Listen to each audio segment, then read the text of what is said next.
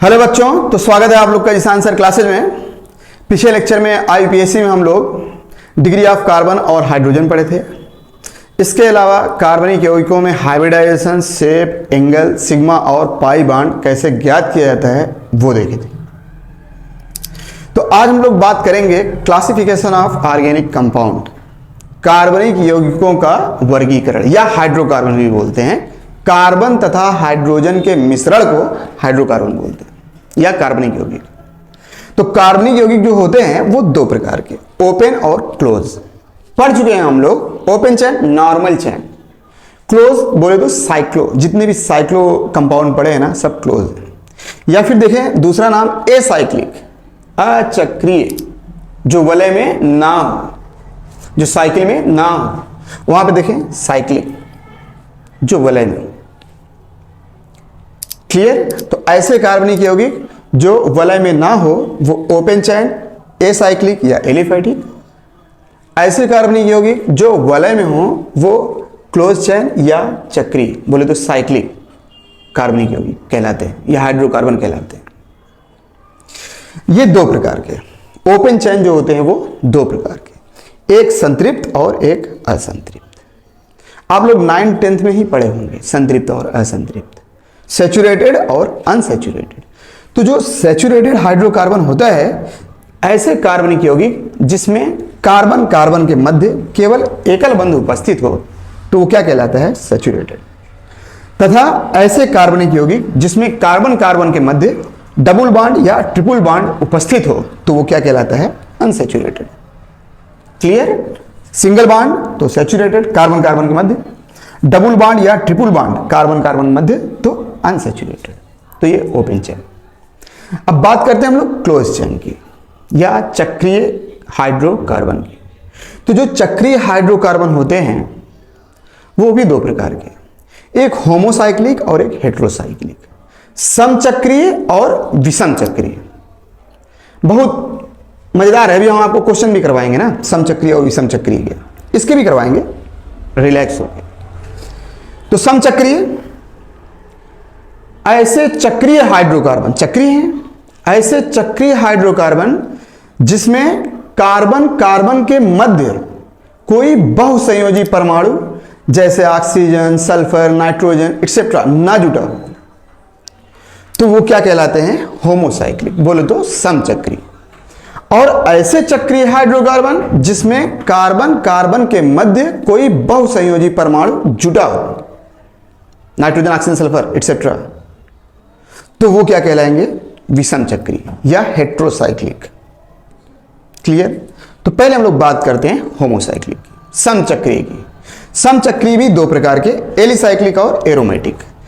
अब जो एलिसाइक्लिक है ना, ये इक्विवेलेंट होता है एलिफैटिक के, बस ये क्या साइकिल में होंगे, ये क्या है? ओपन है। एलिसाइक्लिक भी देखें सैचुरेटेड और अनसैचुरेटेड, संतृप्त और असंतृप्त। तो संतृप्त क्या? वलय में है परंतु कार्बन कार्बन के मध्य केवल एकल बंध उपस्थित हो, परिभाषा वही है। इसमें वलय में है कार्बन कार्बन के मध्य द्विबंध या त्रिबंध, अनसैचुरेटेड।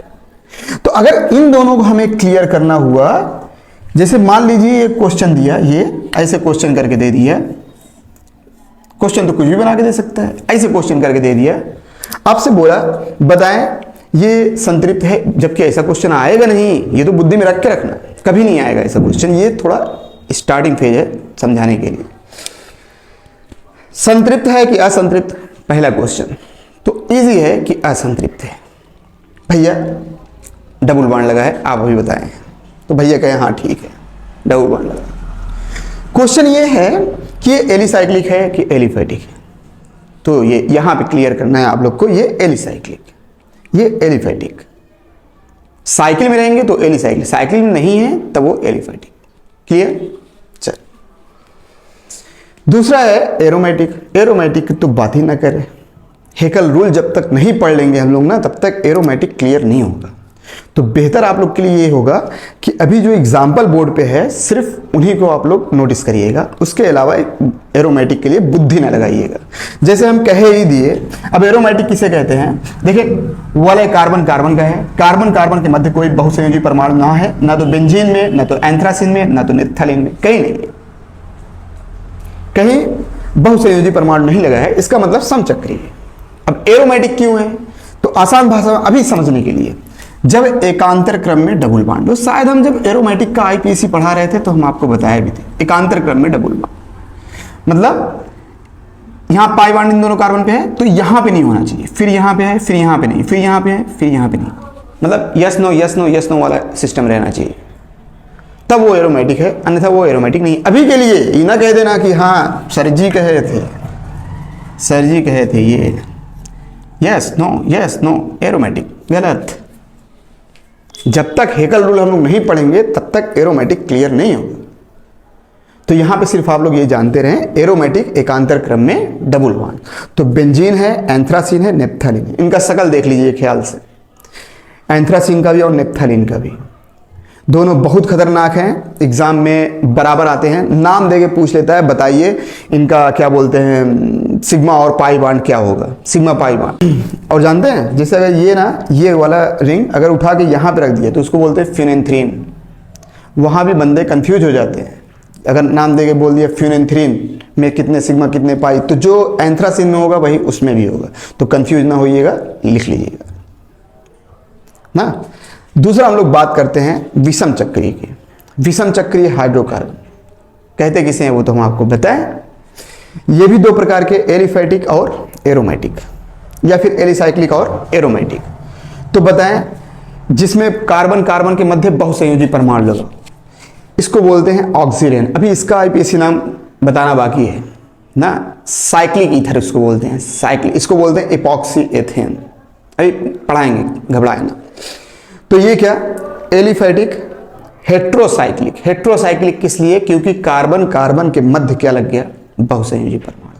इसको ऑक्सीजन, इसको ट्राई ऑक्सीजन, इसको पिपरडीन। देखें कार्बन कार्बन के मध्य नाइट्रोजन, कार्बन कार्बन के मध्य ऑक्सीजन, कार्बन कार्बन के मध्य ऑक्सीजन, कार्बन कार्बन के मध्य ऑक्सीजन, तो विषम चक्रीय।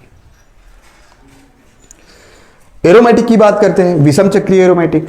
बताएं एक कार्बन ये, एक कार्बन ये, दोनों के मध्य, इसको फ्यूरेन बोलते हैं, इसको थायोफिन, देखिए कार्बन कार्बन मध्य बहुसंयोजी परमाणु, इसको पायराल बोलते हैं और इसको पिरिडीन। तो ये एग्जाम्पल है समचक्री के एग्जाम्पल और विषम चक्री के एग्जाम्पल। अब देखें जैसे मान लीजिए ये दी हम आपको,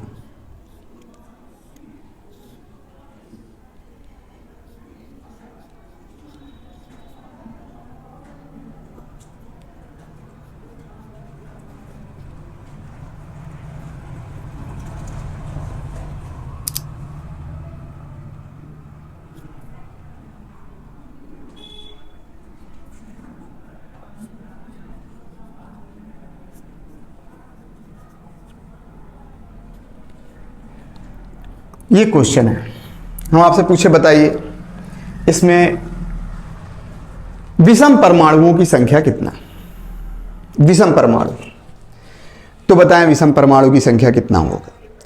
कुल विषम परमाणु इसमें आपको कितने दिख रहे हैं, 6, लेकिन 6 तो होंगे नहीं। बंदों के बुद्धि में क्या आता है, एक तो नाइट्रोजन, 2 नाइट्रोजन, 3 4 5 6, तो लाओ 6 इसमें हो गए ना। क्वेश्चन वहां पे आप गलत कर जाएंगे। होएगा क्या, बताएं इसमें कार्बन कार्बन के मध्य कहां पे, ये वाला जो नाइट्रोजन है ये कार्बन कार्बन के मध्य है, जो ये वाला नाइट्रोजन है ये भी कार्बन कार्बन के मध्य है, जो ये वाला नाइट्रोजन है ये भी कार्बन और कार्बन के मध्य है। ये जो नाइट्रोजन है ये कार्बन पे लगा है, कार्बन कार्बन के मध्य नहीं है, ना तो ये ना तो ये ना तो ये। तो इसमें जो विषम परमाणुओं की संख्या होगा, नंबर ऑफ हेट्रोएटम, क्वेश्चन आता है हेट्रोएटम 3, क्वेश्चन आता है, ध्यान दीजिए।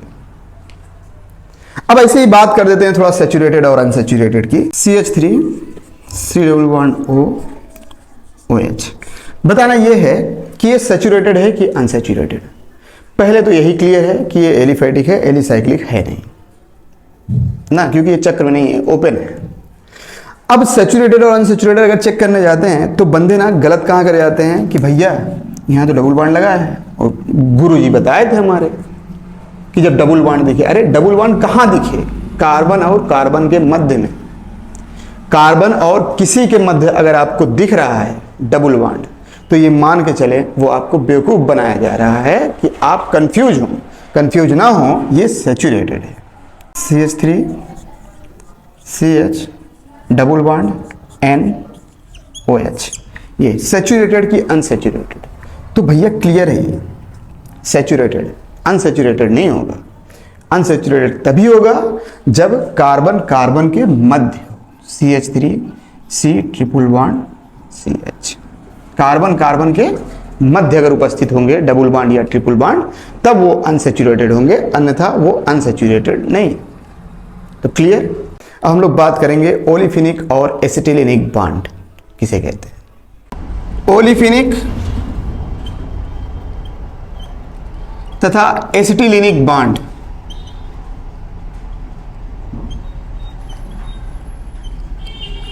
कहते किसे?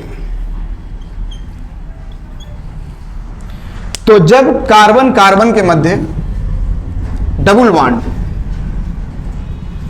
तो उसे ओलिफिन, और जब कार्बन कार्बन के मध्य ट्रिपल बॉन्ड हो तो उसे एसिटिलिनिक, और दोनों संयुक्त रूप से अनसैचुरेटेड है ये। अब जैसे आपको क्वेश्चन दिया कोई CH3 C triple bond C CN CH C double bond O CH2 C double OH, आपसे बोल दिया कि इसमें ओलिफिनिक, एसिटिलिनिक, डबल बॉन्ड और ट्रिपल बॉन्ड की संख्या बताएं। तो इसको कैसे सॉल्व करेंगे? ओलिफिन बोले तो कार्बन कार्बन के मध्य डबल बॉन्ड, तो पूरे संरचना में कहीं भी आपको कार्बन कार्बन के मध्य अगर डबल बॉन्ड दिखाई दिया तो उसको ओलिफिन बोलते हैं। तो इसमें ओलिफिनिक बॉन्ड की संख्या कितना? एक। ये आपको आईपीसी नाम भी देके पूछ सकता है, आईपीसी नाम दे देगा, ये तो संरचना दिए हुए हैं, आईपीसी नाम भी दे देगा, बोलेगा इसमें ओलिफिनिक और एसिटिलिनिक बॉन्ड की संख्या। तो आप क्लियर कर लीजिएगा। एसिटिलिनिक बॉन्ड बोला तो कार्बन कार्बन के मध्य ट्रिपल बॉन्ड कितने हैं? एक। और कहीं बताइए कार्बन कार्बन के मध्य डबल बॉन्ड या ट्रिपल बॉन्ड दिखाई दे। एक तो यहां पे कार्बन कार्बन के मध्य डबल बॉन्ड, इसको ओलिफिन बोल देंगे, यहां पे कार्बन कार्बन के मध्य ट्रिपल बॉन्ड, इसको एसिटिलिनिक बोल देंगे। अब क्या बोल रहा है हमसे? डबल बॉन्ड और ट्रिपल बॉन्ड। तो अगर आपसे क्वेश्चन में ये पूछ लिया कि डबल बॉन्ड की संख्या कितनी है, ट्रिपल बॉन्ड की संख्या कितनी है, तो हमें संयुक्त रूप से देखना है, ना कि केवल कार्बन कार्बन के मध्य। तब चाहे जहां हो, जैसे यहां पे देखें कार्बन और ऑक्सीजन के मध्य डबल बॉन्ड है, तो इसको ओलिफिन नहीं बोल सकते, लेकिन डबल बॉन्ड तो है ना, समझ रहे हैं ना। तो डबल बॉन्ड की संख्या कितना? एक ये और एक ये। एक और है जो शायद आप लोग को दिख नहीं रहा होगा, और अगर क्लियर होगा पीछे का लेक्चर तब तो फिर ये सब करने की जरूरत नहीं है कि नहीं हम बना के दिखाएंगे आपको, तब ये करने की जरूरत नहीं है, आसान है। एक डबल बॉन्ड यहाँ पे है, एक डबल बॉन्ड यहाँ पे है, एक डबल बॉन्ड यहाँ पे है, तो कुल डबल बॉन्ड की संख्या 3। और ट्रिपल बॉन्ड पूछ लिया तो एक ट्रिपल बॉन्ड ये रहा और एक ट्रिपल बॉन्ड यहाँ 2। तो ये ओलिफिनिक, एसिटिलिनिक, डबल बॉन्ड और ट्रिपल बॉन्ड। एक क्वेश्चन है, आप लोग ट्राई करिएगा।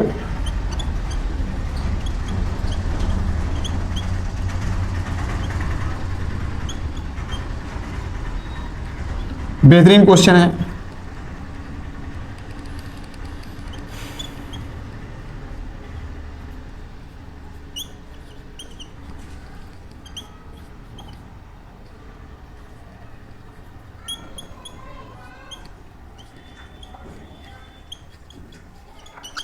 ये तो इसमें आप लोग को ओलिफिनिक, एसिटिलिनिक, डबल बॉन्ड और ट्रिपल बॉन्ड की संख्या बताना है। आप लोग इसको ट्राई करिएगा। अगला हम लोग देखेंगे homologous series.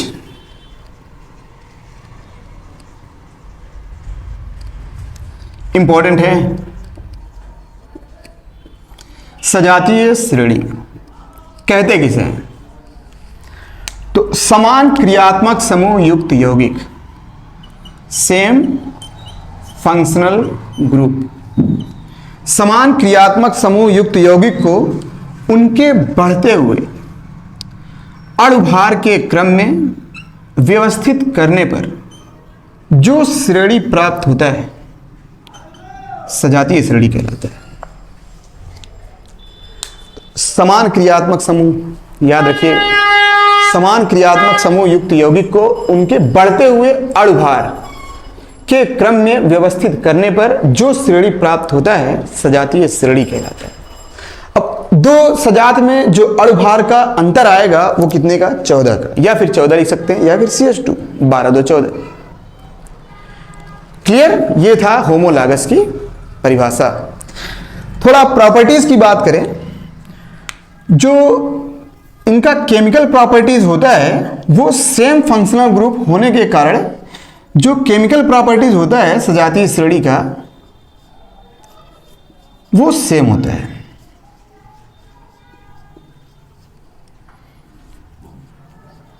Same chemical properties, परंतु अणुभार में भिन्नता के कारण जो इनका फिजिकल प्रॉपर्टी होता है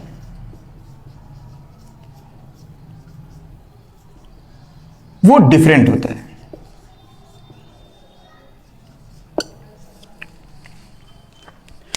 तो समान क्रियात्मक समूह युक्त यौगिक को उनके बढ़ते हुए अणुभार के क्रम में व्यवस्थित करने पर जो श्रेणी प्राप्त होता है सजातीय श्रेणी कहलाता है। जो सजातीय श्रेणी होते हैं उनका रासायनिक गुण समान होता है, क्योंकि फंक्शनल ग्रुप सब में क्या होंगे, समान होंगे, जबकि इनका भौतिक गुण भिन्न होता है क्योंकि उनके अणुभार में भिन्नता पाई जाती है।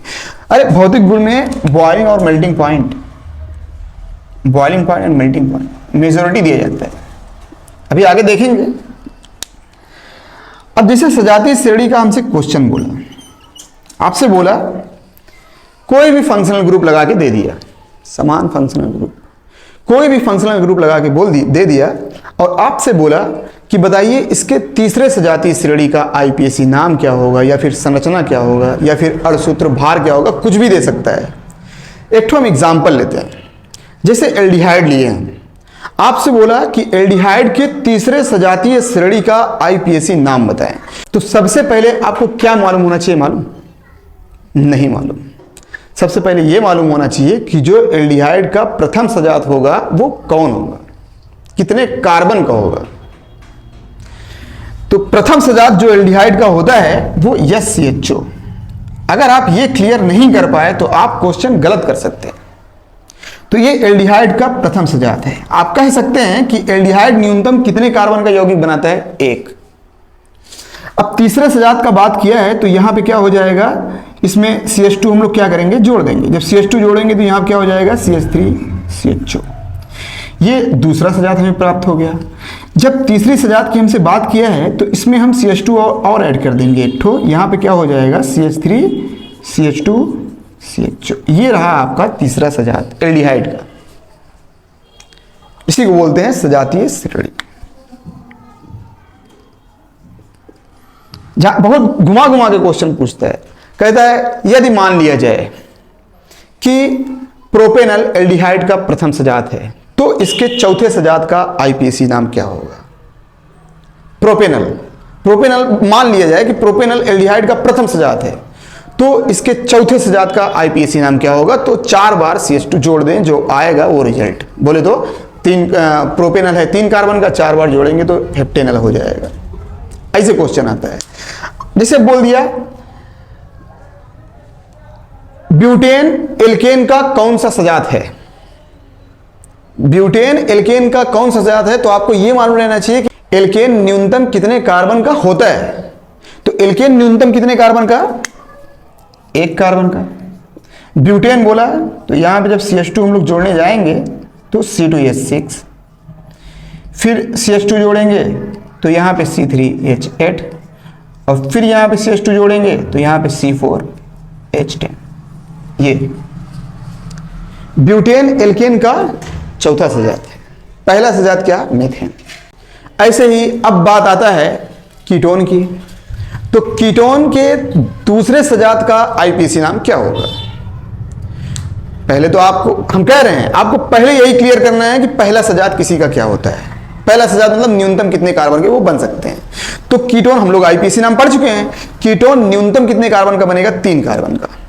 तो 3 कार्बन का बना ketone CH3 C double bond O CH3। इससे कम कार्बन का कीटोन नहीं हो सकता। इसका मतलब ये पहला सजात है। कीटोन का जो पहला सजात होता है वो प्रोपेनॉन। अब दूसरा सजात बोला तो ऐड कर दे इसमें CH2 CH3 CH2। आप लोग कैलकुलेट कर सकते हैं, इन दोनों में जो अणुभार का अंतर आएगा वो 14 का आएगा। आप लोग कैलकुलेट कर सकते हैं, कोई दिक्कत ना। ऐसे ही एल्कीन और एल्काइन की बात कर दे तो एल्कीन की अगर बात करता है तो एल्कीन न्यूनतम कितने कार्बन का? 2 कार्बन का। अब आपसे जो भी सजात पूछ लेगा आप लोग उतना कार्बन बोले तो CH2 उसमें ऐड कर लें। अब जैसे क्वेश्चन ये है CH3 C double bond OH, बोला इसका अगला सजात क्या होगा? तो आप लोग कुछ आगे ना पीछे हवा उड़ा दिए, CH3 C double bond O CH3। भैया ये इसका सजात हो गया। तो ये जो सजात होगा गलत होगा बाबू। इन सब जगह पे आप लोग को एक्टिव रहना बहुत जरूरी है, नहीं तो आप क्वेश्चन गलत कर देंगे। CH3 CH2 C double bond O NH2, ये एसिड एमाइड है। आपसे बोला इसका अगला सजात क्या होगा? अब कुछ नहीं, यहाँ पे आप लोग CH2 जोड़ दिए। अब जब CH2 जोड़ने गए तो आप लोग क्या कर दिए? CH3 CH2 C double bond O NH CH3। तो ये क्या 1 डिग्री अमीन, ये क्या 2 डिग्री अमीन। फंक्शनल ग्रुप क्या हो गए? डिफरेंट। यहां पे देखें ये एल्डिहाइड है, ये क्या कीटोन। फंक्शनल ग्रुप क्या हो गए? डिफरेंट। जब फंक्शनल वर्ड याद रखिएगा होमोलॉगस सीरीज का, समान क्रियात्मक समूह युक्त यौगिक। अगर समान क्रियात्मक समूह नहीं है तो इसका मतलब जो भी आप लोग सजात बना रहे हैं वो क्या? गलत है। तो ये था सजातीय श्रेणी। हम लोग बात करेंगे इसमें एमीन की डिग्री, एमीन का आईपीएसी नाम तथा साइक्लोईथर का आईपीएसी नाम कैसे लिखा जाता है। तो देखें डिग्री एंड आईपीएसी नेम।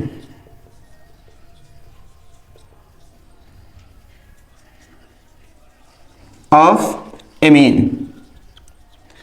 तो एमीन की डिग्री और आईपीएसी नाम कैसे लिखा जाता है? पहले डिग्री की बात करते हैं, तो उससे पहले जो जनरल केस हम लोग जानते हैं वो देख लें। OH CH3 CH OH CH3 CH3 C CH3 CH3 OH। तो यहां पे जो एल्कोहल है बहुत आसान है। जो एल्कोहल है वो कई डिग्री कार्बन से लगा हुआ है? 1 डिग्री कार्बन से। इसका मतलब ये एल्कोहल प्राइमरी है। यहां पे जो एल्कोहल है वो कितने डिग्री कार्बन से लगा हुआ है? 2 डिग्री। इसका अर्थ ये हुआ कि ये सेकेंडरी एल्कोहल। और यहां पे जो एल्कोहल लगा हुआ है ये 3 डिग्री कार्बन, ये 3 डिग्री कार्बन, तो इसको क्या बोल देंगे? Tertiary alcohol. इसका नाम क्या? नॉर्मल प्रोपिल एल्कोहल, आइसो या सेकेंडरी प्रोपिल एल्कोहल, ये टर्सरी ब्यूटिल एल्कोहल। अब इसके स्थान पे कुछ भी लगा दें, जैसे मान लीजिए क्लोरीन लगा दिए तो क्या हो जाएगा? Normal propyl chloride, secondary propyl chloride, tertiary butyl chloride, कुछ भी लगा सकते हैं।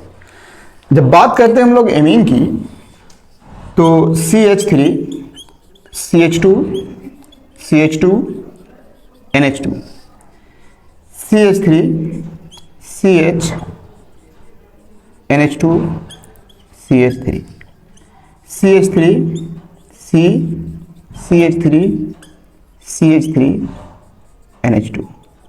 अब बंदों की बुद्धि में आता है, बहुत बंदे कंफ्यूज होते हैं, याद रखिएगा। बंदों की बुद्धि क्वेश्चन भी आया हुआ है नीट में ना, कि भैया ये जो एमीन लगा हुआ है 1 डिग्री कार्बन से, इसका मतलब ये क्या, प्राइमरी। ये 2 डिग्री कार्बन से लगा हुआ है, इसका मतलब ये सेकेंडरी। और ये 3 डिग्री कार्बन से लगा हुआ है, इसका मतलब ये टर्सरी। अभी सर जी बताएं, बोले तो 1 डिग्री, 2 डिग्री और 3 डिग्री एमीन। तो ये 1 डिग्री सही है, लेकिन ये 2 डिग्री और 3 डिग्री गलत है एमीन के केस में। एमीन का केस आप जहां भी पढ़ेंगे ऑर्गेनिक में, चाहे जहां, वो आपको कुछ न कुछ दे के जाएगा। मतलब समझते हैं कि आप उसमें कंफ्यूज ना होइएगा, क्योंकि एमीन का हर केस, उसका आईपीएससी नेम भी अलग रहता है, उस एमीन के रिएक्शन भी अलग रहते हैं। याद रखिएगा, अभी आएगा तो धीरे धीरे क्लियर होएगा। स्ट्रेंथ जब पूछता है, बेसिक स्ट्रेंथ ना हिला देता है एमीन का ना। तो बताएं यहां पे नाइट्रोजन से कितना कार्बन जुटा हुआ है, 1।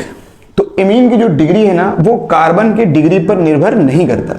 जो एमीन की डिग्री है वो निर्भर करता है कि नाइट्रोजन से कितने कार्बन लगे। याद रखिएगा, क्वेश्चन लग जाएगा। यहां पे नाइट्रोजन से 1 कार्बन जुटा हुआ है, इसका मतलब प्राइमरी। यहां पे नाइट्रोजन से कार्बन जुटा हुआ है 1, इसका मतलब ये भी कितना डिग्री है, 1 डिग्री एमीन है। यहां भी नाइट्रोजन का कार्बन जुटा हुआ है 1, तो ये भी 1 डिग्री एमीन के केस में। बाकी जनरल केस आप लोग जानते हैं। तो कहने का अर्थ क्या, जैसे यहां पे क्या, CH3 CH2 NCH3। बताएं इसमें नाइट्रोजन से कई कार्बन जुटे, 1 कार्बन इस तरफ, 1 कार्बन इस तरफ। इसका अर्थ क्या, ये 2 डिग्री, ये 2 डिग्री। CH3 NCH3 CH3, ये क्या डिग्री मीन हो जाएगा, 3 डिग्री, क्योंकि नाइट्रोजन से कई कार्बन जुटे हुए हैं। तो एमीन की जो डिग्री है वो कार्बन की डिग्री पर निर्भर नहीं करता। एमीन की डिग्री में हमें चेक करना है कि नाइट्रोजन से कई कार्बन जुटे हुए हैं। जितने कार्बन जुटे रहेंगे उतना डिग्री एमीन। 4 डिग्री एमीन भी होता है। हाफ मान अमोनोलिसिस रिएक्शन हम लोग पढ़ेंगे तो वहां पे बताएंगे ना।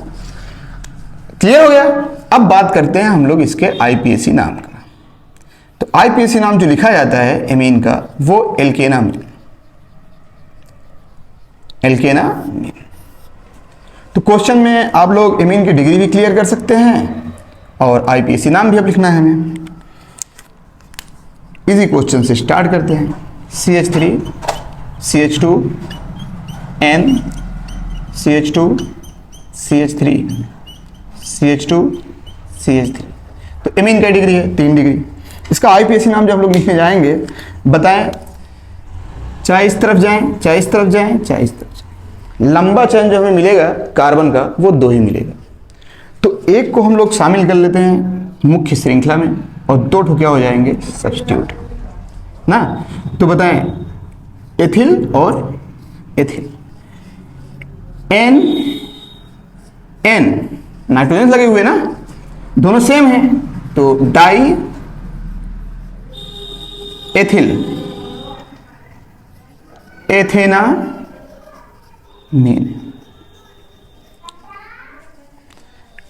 एल्केनामाइन भी बोलते हैं, लेकिन हम लोग एल्केनामीन ही पढ़ेंगे, आप लोग की इच्छा ना। तो एल्केनामीन 2 कार्बन है। एल का मतलब क्या, नंबर ऑफ कार्बन, 2 कार्बन है, तो एथेनामीन। और example CH3 N CH2 CH3 CH2 CH3। तो लंबा चैन चाहे इधर जाए चाहे इधर जाए, 1 2। बताएं अब यहां पे जो दोनों सब्स्टिट्यूट लगे हुए हैं वो दोनों सब्स्टिट्यूट अलग अलग है। तो अलग अलग है तो नाम भी हम क्या लिखेंगे, अलग अलग, अल्फाबेट के क्रम में। इसको बोलते हैं एथिल, इसको बोलते हैं मेथिल। तो N एथिल, N मेथिल, एथेनामीन।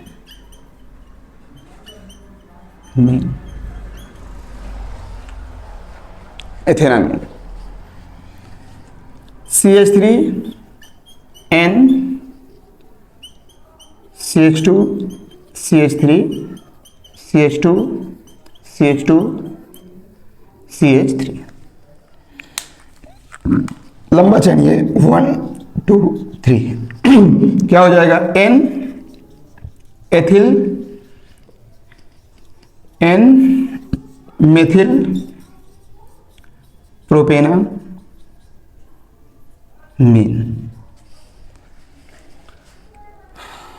थोड़ा सा बार्न लाइन नोटेशन भी देख लें।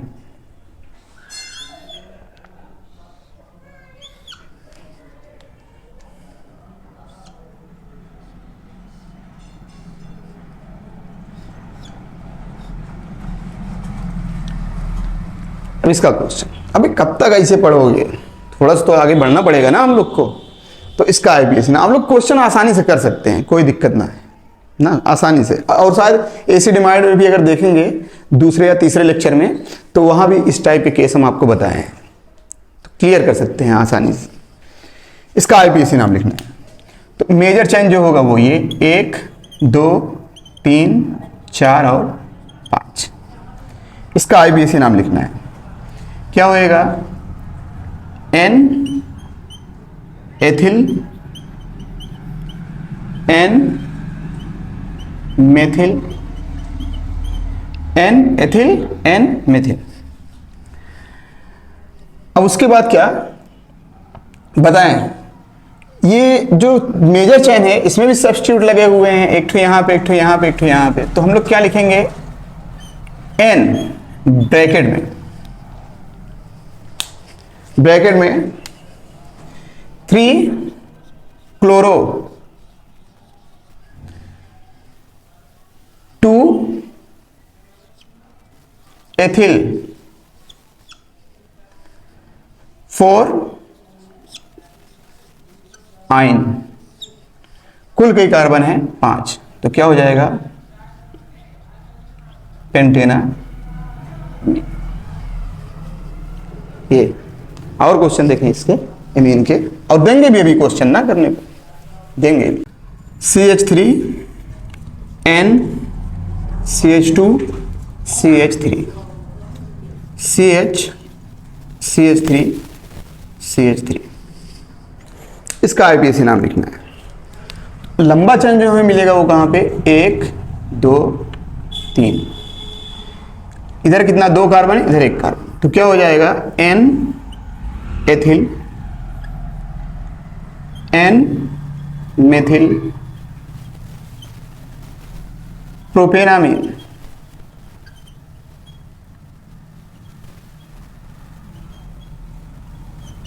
टू दूसरे कार्बन लगा हुआ है ना, प्रोपेनामीन 2। CH3 देखें, ये केस हम लोग पढ़े हुए हैं शायद। CH2 C double bond O NH Br। तो इसका आईपीएसी नाम क्या? N ब्रोमो, नाइट्रोजन लगा हुआ है ना, N ब्रोमो 3 कार्बन है, तो क्या हो जाएगा? Propanamide. CH3 CH NH CH3 CH2 C double O H। इसका आईपीएसी नाम लिखना है। तो क्या होगा बताएं? 1 2 3 4, तीसरे कार्बन पे ये सब्स्टिट्यूट लगा हुआ है। इसका आईपीएसी नाम लिखने जाएंगे तो 3 ब्रैकेट में N मेथिल, तीसरे कार्बन में लगा हुआ है N से methyl, 3N methyl amino. Substitute हो गया ना एमिनो। कई कार्बन है? 4, तो क्या हो जाएगा? Butanoic acid. CH3 CH2 CH Cl CH2 C double bond O N। ये इसका आईपीएसी नाम लिखना है। तो क्या होएगा बताएं? यहां पे N से क्या लगा हुआ है? एक ठो मेथिल लगा हुआ है, एक ठो एथिल लगा हुआ है। तो N ethyl N methyl, N ethyl N methyl. 1 2 3 4 5, 3 chloro 3 chloro, 5 carbon है तो क्या, पेंटेनामाइड।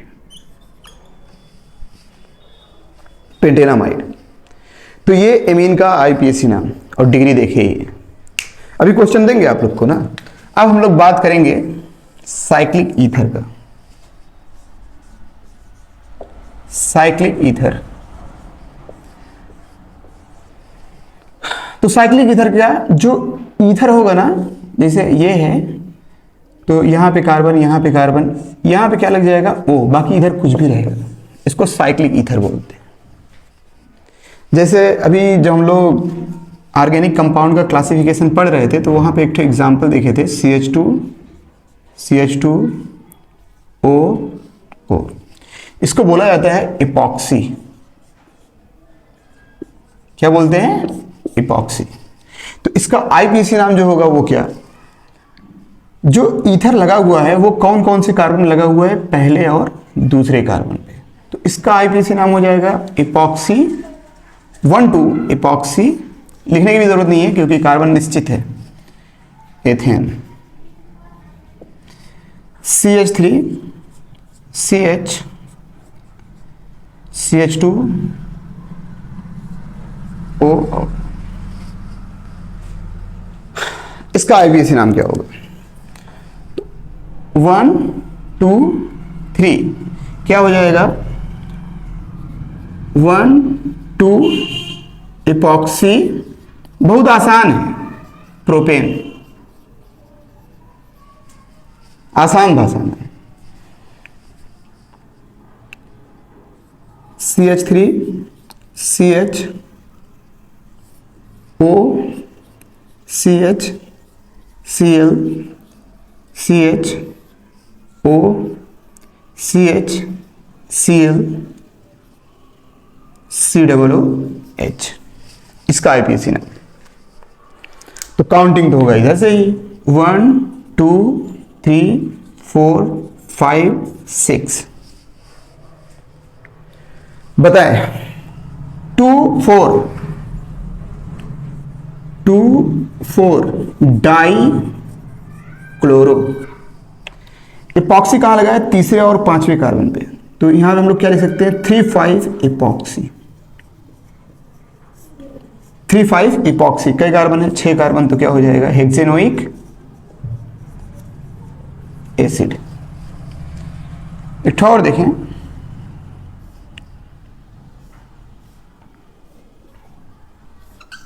ये इसका आईपीसी नाम लिखना।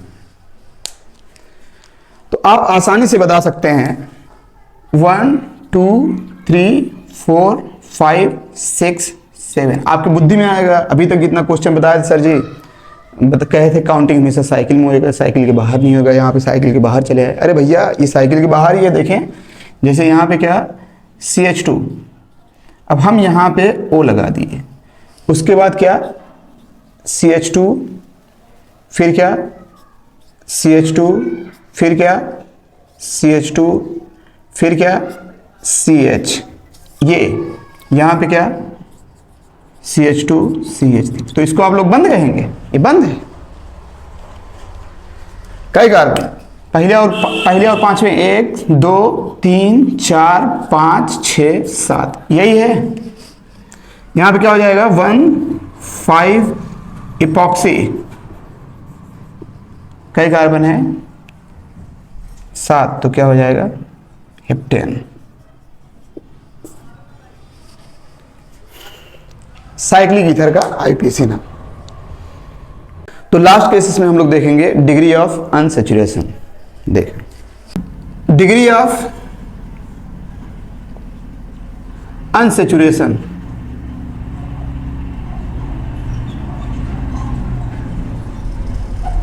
DU, या इसको बोलते हैं डबल बॉन्ड इक्विवेलेंट।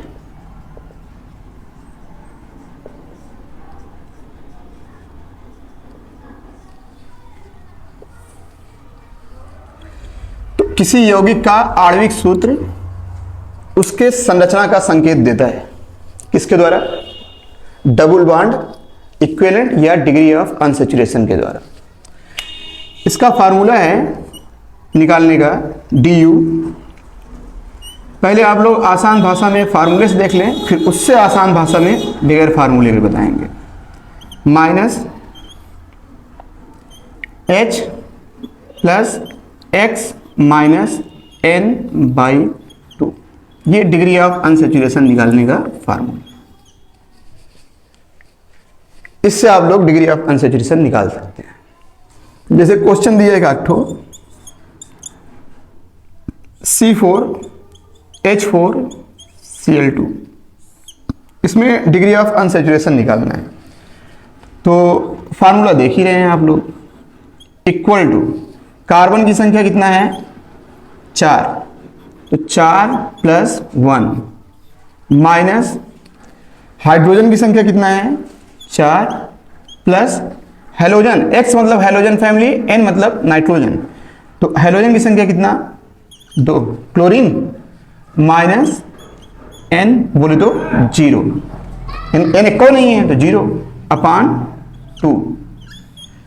बताएं क्या होगा, du इक्वल टू 5 माइनस 4 2 6 3, तो जो du प्राप्त होगा हमें वो कितना, डबल बॉन्ड अनसैचुरेशन की संख्या कितना। ऐसे ही किसी भी क्वेश्चन में आप लोग निकाल सकते हैं। जैसे मान लीजिए एक और बताते हैं C6H6 बेंजीन, तो यहाँ पे क्या होगा, du इक्वल टू कार्बन की संख्या कितना है 6 प्लस 1, हाइड्रोजन की संख्या कितना है 6 माइनस प्लस 0 माइनस 0 अपान 2।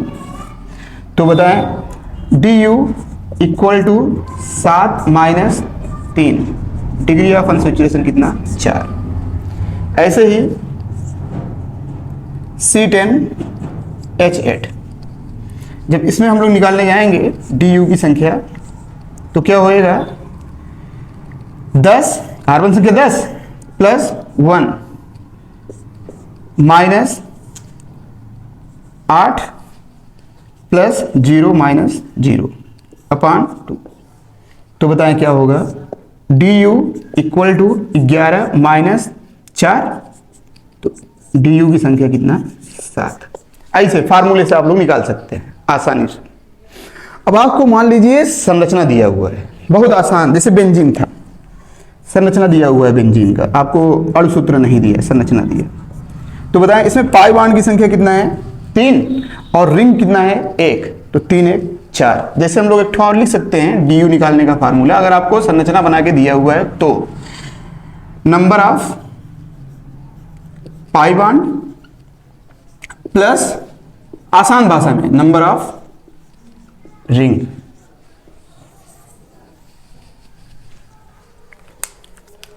बताएं बेंजीन था, बेंजीन पाई बॉन्ड कितने हैं 3, रिंग कितना है 1, तो 3 1 4। ऐसे ये वाला देखें, ये निप्थालीन, इससे थोड़ा क्लियर रहेगा ना। बताएं नंबर ऑफ पाई बॉन्ड कितने 5, रिंग कितना है 2, तो 5 2 7। आसान भाषा में कुछ करने की जरूरत ही नहीं है, डायरेक्ट।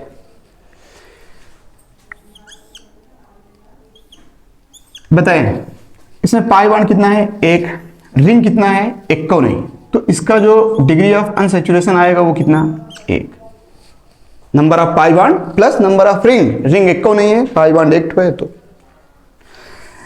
यहां पे देखें यही चीज है, इसमें पाई बॉन्ड 1 भी नहीं है लेकिन रिंग कितना है 1, तो du कितना होगा 1। ये देखें बेहतरीन क्वेश्चन,